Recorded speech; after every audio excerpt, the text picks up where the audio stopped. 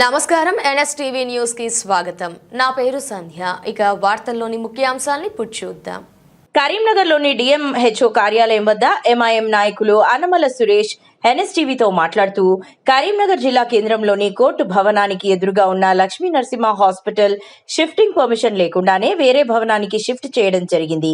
అయితే అలా చేయడం నిబంధనలకు విరుద్ధమని డివైఎఫ్ఐ వారు ఫిర్యాదు చేయగా అటు విషయంపై ఎన్ఎస్టీవీ ద్వారా వార్తా ప్రసారం చేయడంతో లక్ష్మీ నరసింహ ఆసుపత్రి వారికి జిల్లా వైద్య ఆరోగ్య శాఖ అధికారులు షోకజ్ నోటీసులు ఇవ్వడం జరిగింది. అయితే అదే ఆసుపత్రిలో షోకజ్ నోటీసు జారీ చేసిన తర్వాత ఒక వాచ్మెన్ ఆక్సిజన్ సిలిండర్ ను హ్యాండిల్ చేయడం పట్ల డిఎంహెచ్ఓ ఎందుకు స్పందించడం లేదని, ఎన్ని ఆధారాలు చూపించినా వారి మీద చర్యలు తీసుకోకుండా ఎందుకు కాలయాపన చేస్తున్నారని మండిపడ్డారు. వీడియోలో వాచ్మెన్ ఆక్సిజన్ సిలిండర్ ను బిగించడం క్లియర్ గా కనిపిస్తున్నా లక్ష్మీ నరసింహ హాస్పిటల్ వారి మీద చర్యలు తీసుకోవడానికి అధికారులకున్న ఆంతర్యం ఏమిటి అంటూ వైద్య ఆరోగ్య శాఖ మంత్రి కరీంనగర్ లో పర్యటించి ఇలాంటి ఘటనలు పునరావృతం కాకుండా చూడాలని కరీంనగర్ కలెక్టర్ ఈ విషయంపై వెంటనే స్పందించి సమగ్ర విచారణ చేపట్టాలని, లక్ష్మీ నరసింహ హాస్పిటల్ పైన చర్యలు తీసుకుంటూ కరీంనగర్ డిఎంహెచ్ఓ మీద మరియు ఈ విషయంలో కాలయాపన చేస్తున్న అధికారులందరిపైన శాఖాపరమైన చర్యలు తీసుకోవాలని కోరారు. నేను మీ అన్నమల సురేష్ కుమార్. ఇక్కడ చూసుకుంటే కరీంనగర్లో కోర్టుకు ఎదురుగా ఉండే లక్ష్మీ నరసింహారావు హాస్పిటల్ అది వితౌట్ పర్మిషన్ తోటి గవర్నమెంట్ హాస్పిటల్ లైన్కి షిఫ్ట్ అయింది.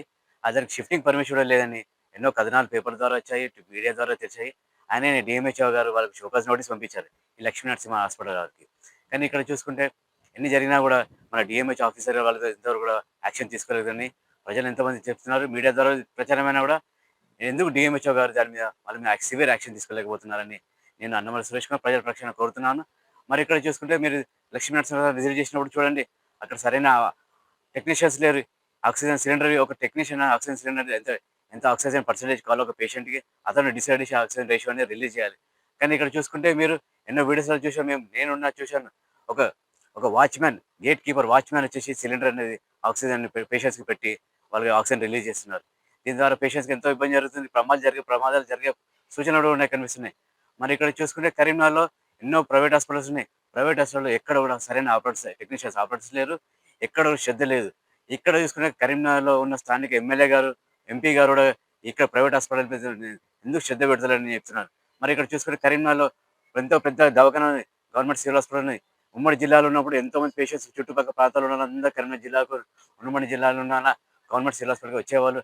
మరి ఇలాంటి గవర్నమెంట్ హాస్పిటల్లో ఎంతో వసతులు ఉంటే ఈ ప్రైవేట్ హాస్పిటల్స్ వాళ్ళు ఎంటర్టైన్ చేసేవాళ్ళం కాదు. ఈ ప్రజలు కూడా ఈ గవర్నమెంట్ వసతులు సివిల్ హాస్పిటల్లోనే వాళ్ళకు ట్రీట్మెంట్ చేసుకునేవాళ్ళు.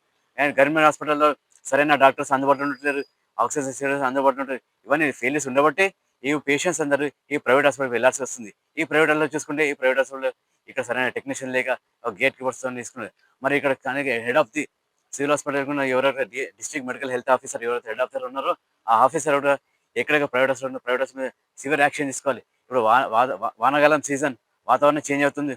ఎన్నో నుంచి ప్రజలు మార్పు జరిగింది కాబట్టి ఎంతో ఇబ్బంది జరుగుతుంది ప్రజలకు కూడా.